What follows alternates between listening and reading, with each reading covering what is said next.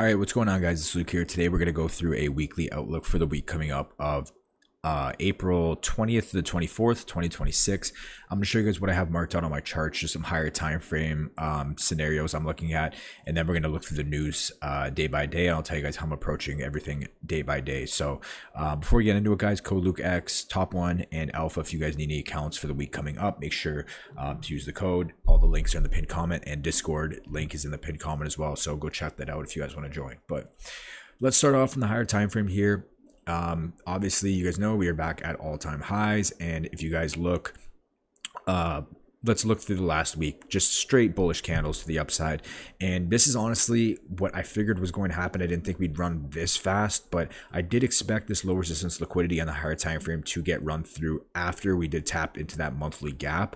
And you know how it is with market manipulation and the news, right? We know when there's events, we know when, like, a lot of the times based on the chart, we already know what's going to happen. You know what I mean? So we're going to start from the higher time frame here. There's really not too much obviously to go over, but we're going to do, I'm going to tell you guys how exactly I'm trying to trade these all-time highs conditions. If you guys didn't see the video I posted the other day, I kind of talk about it a little more in depth, where I talk about how I'm trading all-time highs. But starting off on the weekly, obviously huge candle on the weekly. There's really, not much analysis there, but I do have marked out previous week's low and previous week's high. And then we do have a weekly fair value gap down here. We'll see when we're going to need to use that, but I don't think we will for a bit right now. Obviously on the daily, we are very extended to the upside, but in these type of markets, you can't look at it as that market is overextended. You have to think about it that we're just trending higher. Now, eventually we are going to see a rebalance, but don't be that guy who's always trying to catch the rebalance. You know what I mean? You have to be trading with the trend on the lower time frame. So this is all I have marked out right now. I have all-time high, which is obviously this previous week's high, previous week's low, which is leading into this weekly gap, and then I just basically like lumped all these daily gaps together because this is just like one giant imbalance made up of 4-hour bullish structure, right? Going over to ES, it's literally the exact same thing. You can see we have it's just the same scenario, right?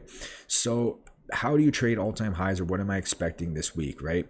What you're going to need to be paying attention to is the high.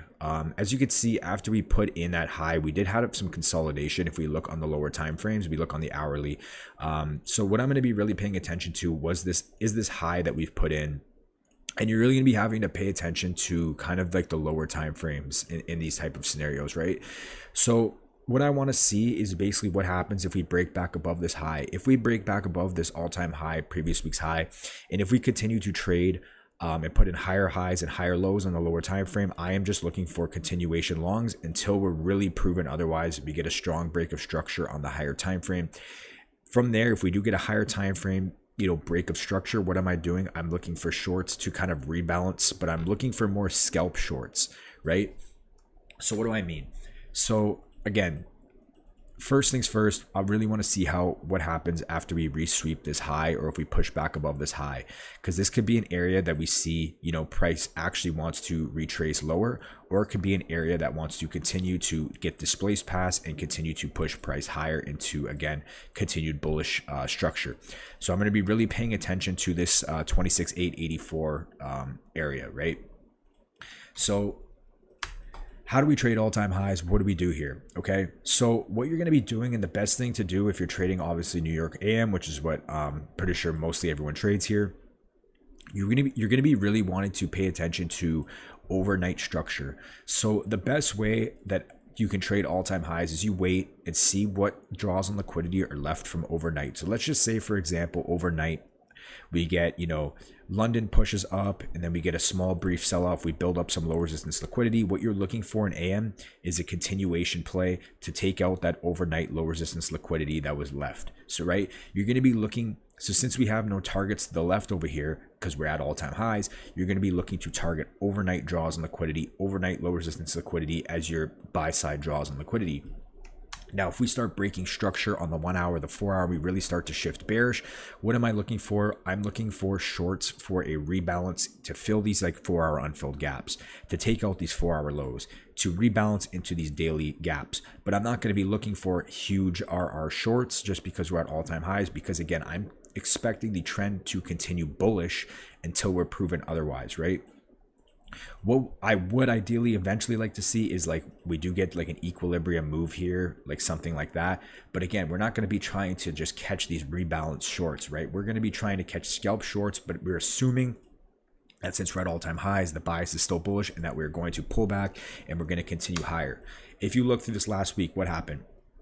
Every pullback where people thought we were going to dump, we push higher, pull back, push higher, pull back, push higher, right? And there's no difference going into this week unless something happens with the news. So the way I'm looking at this week, this is literally all I have marked out. There's really nothing crazy to look over. But again, the first area that I'm paying attention to is this, all-time high. If we trade into and sweep above it and we start breaking structure on the higher time frame, I'm going to be looking for, scalp type shorts to, rebalance these 4-hour gaps, rebalance these daily gaps in anticipation of price to tap into them and for price to continue back higher. But if we displace past this previous week's high, this all-time high, and we continue to put in new highs and new lows, what am I looking for? I'm waiting for pullbacks, and I'm looking for longs to continue up to the overnight draws and liquidity, which would be like our London highs, our Asia highs, stuff like that, right?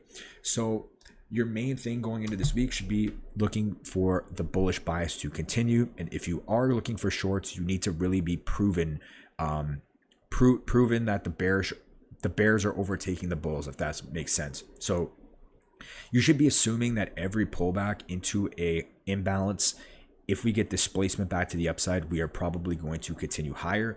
But if we start to break structure, let's just say we start really breaking structure on the 4-hour, the 1-hour, we start inversing this, like let's just say this 4-hour gap, right? If we inverse this 4-hour gap, we start breaking structure on the 1-hour, then you can say, okay, maybe I will be short-term bearish and I will look for, quick scalp shorts to take out some lows, fill in some imbalances in anticipation that it will send price back up in the long run, right? So again, this is pretty much all I have marked out, guys. I'm staying with the bullish bias, obviously, until proven otherwise. So again, I really want to pay attention to this area right here and see if this area does serve as a sweep that pushes price temporarily lower, or if we displace past it and want to continue with the bullish bias, right? So again, if I'm looking for shorts, I'm only looking for quick scalp kind of trades to rebalance the push. Otherwise, I'm waiting for pullbacks and for price to continue higher. And that's pretty much it. There's no crazy analysis when we're at all-time highs. We're just trading with the trend until proven otherwise. And yeah, eventually, though, we will get that rebalance. But don't be trying to short thinking you caught the top. You know what I mean? Just focus on the higher time frame picture. And if you are going to go against the trend, make sure you're looking for, small moves. Because again, the higher time frame, the bigger picture is bullish. So that's pretty much it. That's all I have marked out this week. There's no crazy analysis. Now we're going to go through the news day by day, and I'll tell you guys how I'm approaching every single day here. So starting off on Monday, we have no news. This will be a normal trading day for me, but since it is a no news Monday, I will be de-risking slightly just to kind of preserve some capital for the rest of the week. You don't want to get cooked on a no news Monday when the volume's not great, but we'll see. If there could be good volume, but we'll see. This will be a normal trading for me, just slightly de-risking to save some capital for the rest of the week. Going over to Tuesday, we have core retail sales at 8:30, and then 10 a.m. we have the Fed Chair Warsh speaking that was at 10 a.m. So basically, the way I trade these 10 a.m., it doesn't really matter, you know what I mean? What 10 a.m. red folder, I am always cautious. So what I'm going to be doing is trying to look for a market open play. If we get some good volume and a good entry at market open, I'm going to look for something quick. And if we don't get anything by that macro time of 9:50, then I wait for 10 a.m. news to play out, kind of let it settle, and then I'll look to trade from there. But Tuesday is going to be normal risk, normal trading day. Going over to Wednesday, no news, but middle of the week, no news days are usually fine. So this will be a normal trading day for me at market open. Going over to Thursday, we have unemployment claims at 8:30, and then we have flash at 9:45. Again, if you guys are on props that don't allow news trading, be careful. If this is restricted, you have to double check. But for unemployment claims, again, I always mark out the wicks for these, and be careful of this 9:45. You might get a spike of volume, so just be cautious of this. But this will be a normal trading day for me at market open. I'm really not concerned about this, just making sure to kind of mark out the wicks from these news if needed. And then on Friday, we just have orange folder at 10 a.m. So nothing major. This will be a normal trading day again. So nothing crazy this week, but always pay attention to Twitter, pay attention to the news, see what's going on, because that will obviously impact the market a lot more than just technical analysis. So you really need to pay attention to that and make sure you're active checking all the time. So that's it for me, guys. we'll be back at it with trade recaps all week. Got a bunch of videos coming out again this week. So that's it for me. Again, all the links in the pinned comment description, and I'll talk to you guys in the next one. Peace.